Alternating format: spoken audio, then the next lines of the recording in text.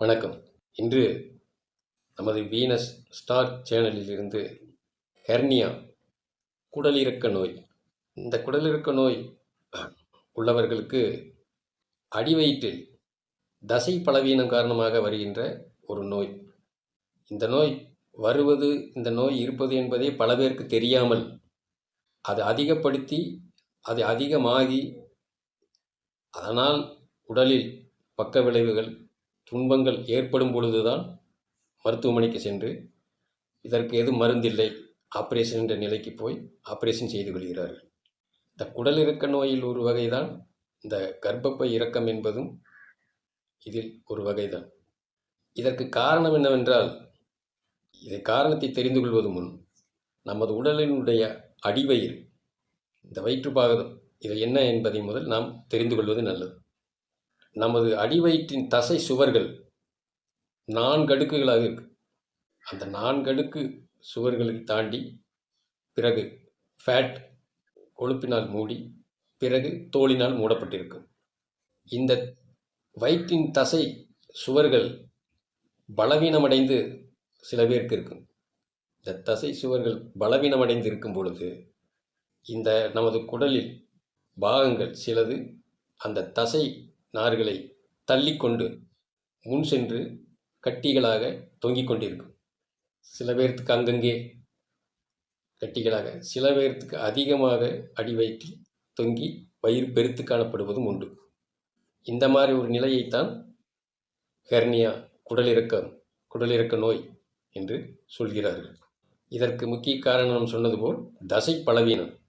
தசை பலவீனமாக இருக்கும் பொழுது அந்த குடல் ஏன் தள்ளுகிறது என்றால், அந்த குடலில் வாயு பெருக்கம் அதிகமடைவதால், நம்ம வாய் உள்ள பொருட்கள் உடற்பயிற்சி இல்லாமல் இருப்பது, அந்த வயிற்றுக்கு அதிக ப்ரெஷர் கொடுக்கக்கூடிய செயல்களை செய்வது. எப்படி என்றால், இந்த இருமல் தொடர்ச்சியாக இருப்பவர்களுக்கு அடிவயிற்றுக்கு ப்ரெஷர் இறங்குவதாலும், அதிக புகைப்பழக்கம் உள்ளவர்கள் இருமிக்கொண்டே இருப்பார்கள், அந்த பழக்கத்தினாலும் வரலாம். அடுத்தது இந்த டிபி நோய் உள்ளவர்கள், அவர்களும் நெஞ்சு சளி, அந்த உணவு குழாய் லங்ஸ் சம்பந்தப்பட்ட இடங்களில் சளி தொல்லை காரணமாக இருமிக் கொண்டிருப்பார்கள். அதனாலும் அடிவயிற்றில் பிரஷர் காரணமாக ஏற்படுவதும் உண்டு.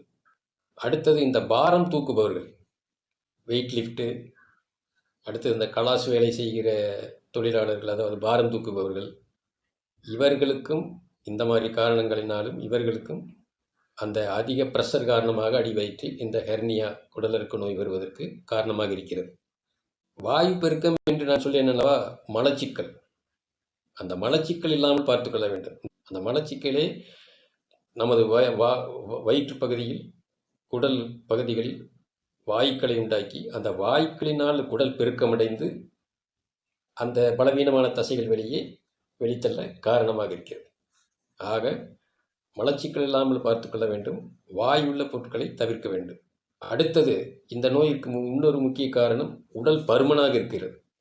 உடல் பருமனாக உள்ளவர்களுக்கு நடக்கும் பொழுது, மற்ற உடல் அங்க அசைவுகளில் பல பணிகளை செய்யும் பொழுது அந்த ப்ரெஷர் காரணமாகவும், குடல் அழுத்தம் ஏற்பட்டு ப்ரெஷர் காரணமாகவும் இந்த குடலிறக்க நோய் வருவதற்கு காரணம்.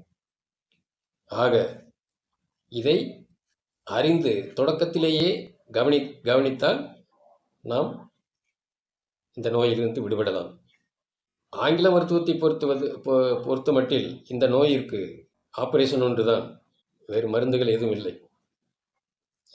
என்ன செய்வார்கள் என்றால், அந்த தசை நார்களில் அந்த குடல் தொங்கிக் கொண்டிருக்கும் இடத்தில் லேப்ராஸ்கோப் முறை ஒன்று உண்டு, நேரடி ஆப்ரேஷன் முறை என்று ஒன்று. நேரடி ஆப்ரேஷன் முறை என்பது அந்த மேல் தோலை கிழித்து அந்த இடத்தில் ஒரு ஜல்லடை போன்ற ஒரு இதை வைத்து அந்த குடல்களை உள்ளே தள்ளி ஜல்லடை போன்ற ஒரு இதை வைத்து தைத்து ஆப்ரேஷன் செய்வது வழக்கமான முறை. லேப்ராஸ்கோப் முறை என்பது அந்த 3 துளைகள் இட்டு அந்த இடத்தில் குடல்களை உள்ளே தள்ளி ஒரு சல்லடை போன்ற ஒரு பொருளை வைத்து தைத்து விடுவார்கள்.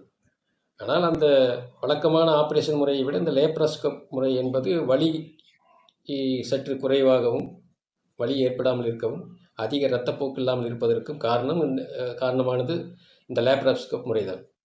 ஆக இது ஆப்ரேஷன் ஒன்றுதான் இந்த ஆங்கில மருத்துவத்தில். இதற்கான ஆங்கில மருத்துவத்தால் தீர்க்கப்படாத பல நோய்களுக்கு கூட இந்த சித்த மருத்துவத்தில் மருந்துண்டு.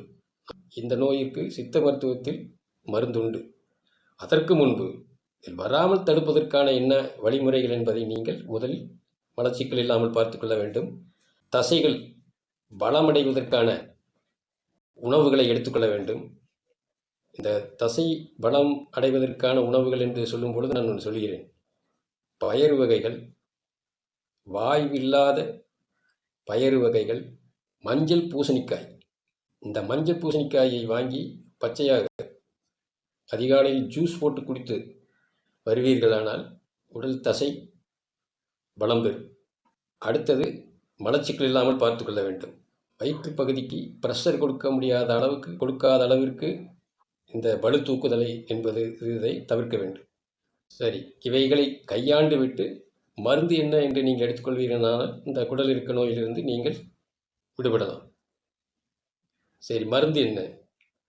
இதற்கு கலர்ச்சிக்காய், நாட்டு மருந்துகளில் கிடைக்கக்கூடிய ஒன்று கலர்ச்சிக்காய். இந்த கலர்ச்சிக்காய் சூரணம் இதை வாங்கி அதிகாலையில் தேனில் கலந்தும் சாப்பிடலாம், அல்லது கஷாயமாக இருவேளை அதிகாலை வெறும் வயிற்றிலும் இரவு படுக்க போவதற்கு முன்பும் இருவேளை சாப்பிட்டு வருவீர்களானால் அந்த வாய் பெருக்கத்தால் அந்த குடல் பெருக்கமடைவது சுண்டி தானாக உள்ளே கொள்ளும். அதை அந்த நீர் கோர்வை, வாயு இவைகளை கட்டுப்படுத்தக்கூடிய